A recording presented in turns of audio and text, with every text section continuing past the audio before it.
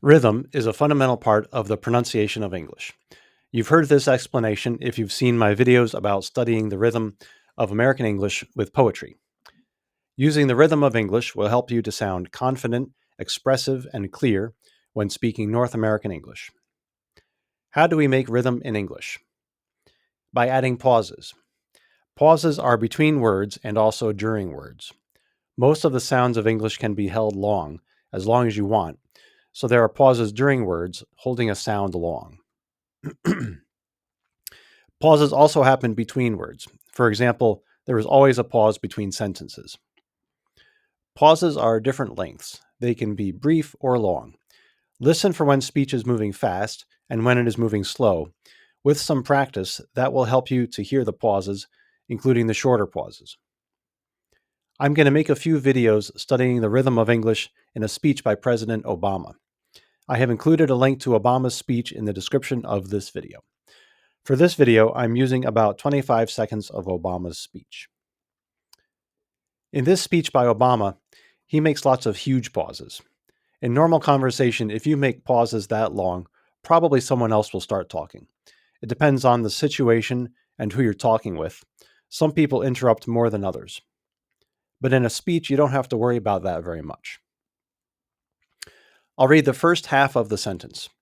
I'll make the pauses extra long to make it easier for you to hear them. My pauses might not all be the same as President Obama's pauses.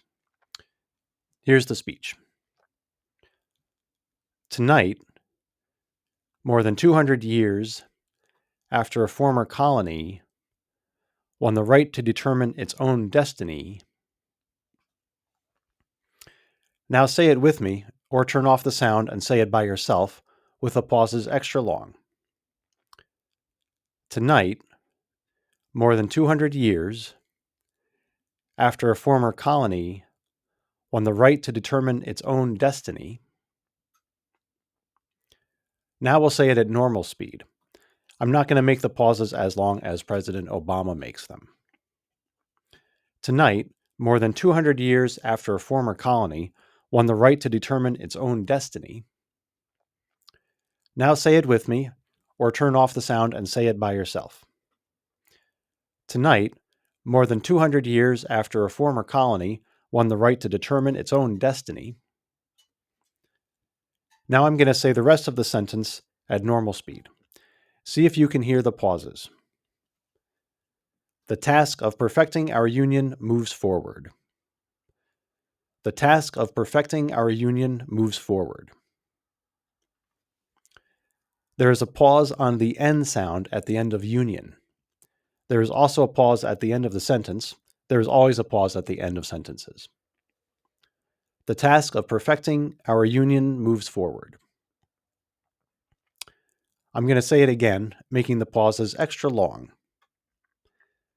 The task of perfecting our union moves forward. Now say it with me, or turn off the sound and say it by yourself. The task of perfecting our union moves forward. Words are grouped together as a concept, an idea, and the pauses are between these groups of words. For example, the task of perfecting our union describes a thing, a specific task. Moves forward is another concept. It describes an action. Now make your own sentence and think about the groups of words in that sentence that represent ideas. Say the sentence with pauses between those groups of words.